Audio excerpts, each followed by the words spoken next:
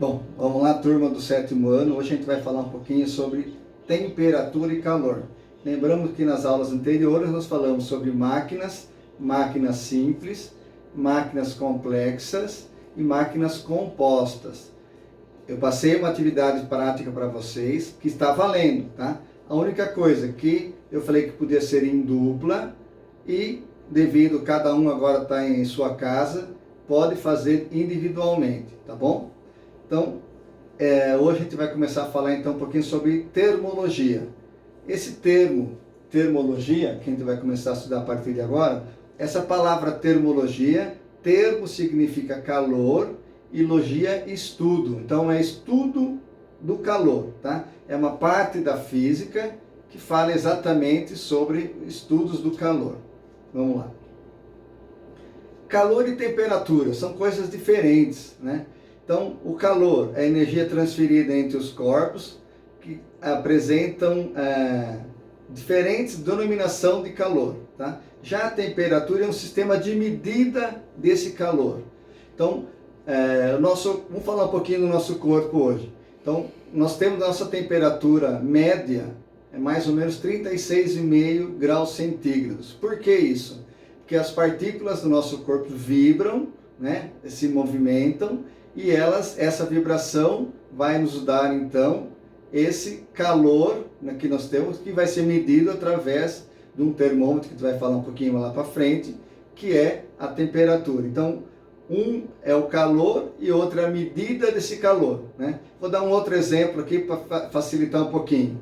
A distância entre uma cidade e outra é dada em quilômetros. Então, uma coisa é a distância, né? É o espaço percorrido, e outro é a medida, quilômetros, metros, centímetros, assim por diante, tá? Vamos lá então.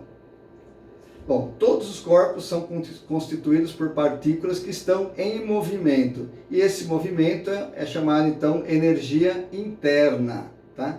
E dependendo dessa energia, desse nível de energia, esse sistema interno vai depender de uma velocidade, e essa velocidade que vai gerar um calor, tá? Falamos de máquinas até a aula passada. Se nós pensarmos então na máquina complexa, né, que é um motor movimentando. Pensa no motor do carro. Por que o motor do carro esquenta? Porque ali dentro eu tenho um maquinário que está em movimento, né, pistão funcionando, rolamentos, e tudo isso gera um atrito, e esse atrito vai gerar calor. Se eu movimentar as mãos, eu vou ter o quê? Um aquecimento na mão. Quando eu estou com frio, eu vou lá, raspo uma mão na outra, e esse atrito vai me dar o calor, tá? E esse calor, eu posso medir isso aí através da temperatura. Então, de novo lá, calor, definição, é importante, hein? É energia térmica em trânsito, ou seja, a energia que está sempre em constante movimento, tá? Então, para que eu tenha calor, eu tenho que ter uma energia, eu tenho que ter um movimento. Vamos lá então para frente.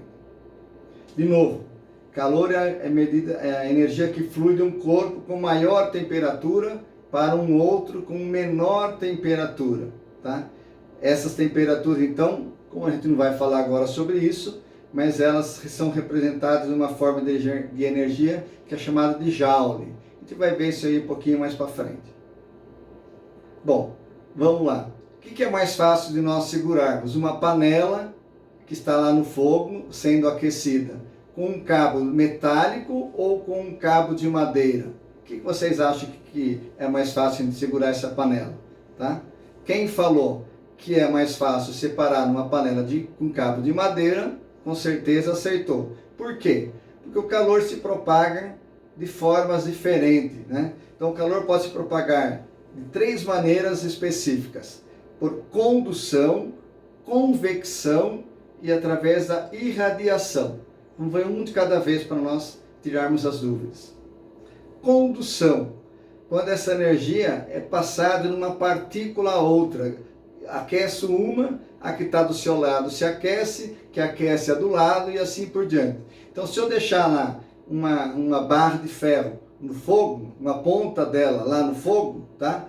esse calor vem passando de uma partícula a outra até chegar a um ponto que eu não vou conseguir mais segurar aquela barra de ferro com as mãos sem utilizar nenhum objeto para impedir essa alta temperatura na minha mão. Porque a energia está se conduzindo pela barra metálica, tá bom? Convecção é a transmissão de calor que se dá pelo deslocamento de massas de matéria. Então, quando a gente coloca a água para ferver, por exemplo, né, dentro de um recipiente, a água embaixo, que está mais próximo à fonte de calor, se aquece, essa água sobe, torna-se mais leve, sobe, e aí eu venho a água que está em cima desce, formando então uma corrente de convecção. Então, se a gente colocar algumas coisinhas lá dentro colorida num vidro e colocar isso aí numa água para ferver, por exemplo, com algumas partículas coloridas, dá para a gente perceber bem sobre isso daí. E o ar, né, o aquecimento do ar acontece mais ou menos o mesmo processo de convecção, né? A Terra é aquecida pelo Sol, então aquece a superfície, o ar que está próximo à Terra se aquece também, esse ar torna-se mais leve e sobe, e quem ocupa esse lugar é o ar que estava em cima mais frio. Esse movimento é que vai nos dar então o vento. Então o vento nada mais é do que o ar aquecido e se resfriando através de corrente de convecção. E por último, a irradiação, né? Então, nesse espaço que eu não tenho entre o Sol e a Terra, tá?